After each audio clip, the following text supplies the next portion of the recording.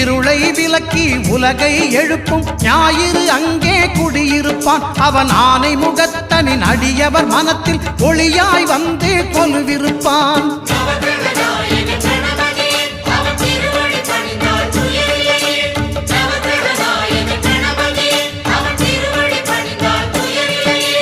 ஒன்பது கோளும் ஒன்றாய் காண அங்கு கற்பகம் என்னும் கடவுளின் மெய்யில்